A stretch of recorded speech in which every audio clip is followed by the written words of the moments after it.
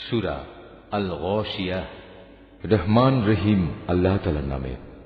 তোমার কাছে কি অপ্রতিরোধ্য ও চতুর্দিক আচ্ছন্নকারী বিপদের কথা পৌঁছেছে? সে বিপদে কিছু লোকের চেহারা হবে নিম্নগামী, হবে ক্লান্ত ও পরিশ্রান্ত। তারা সেদিন ঝলসে যাওয়া আগুনে প্রবেশ করবে। ফুটন্ত পানির কুয়া থেকে এদের পানি পান করানো হবে। খাবার হিসাবে কাঁটা বিশিষ্ট গাছ ছাড়া কিছুই তাদের জন্য থাকবে না। এ খাবারটি যেমন তাদের পুষ্ট করবে না, তেমনি তাদের ক্ষুধাও মিটবে না।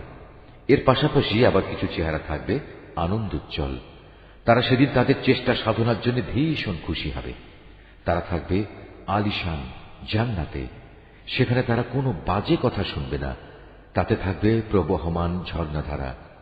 এতে থাকবে সুসজ্জিত উঁচু উঁচু আসন।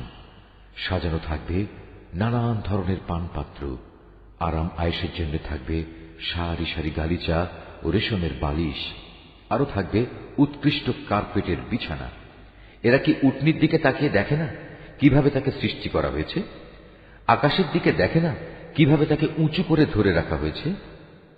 পাহাড়গুলোর দিকে দেখে না কিভাবে জমিনের বুকে তাদের দাঁড় করিয়ে রাখা হয়েছে? দেখে না জমিনের দিকে কিভাবে একে সমতল করে পেতে রাখা হয়েছে?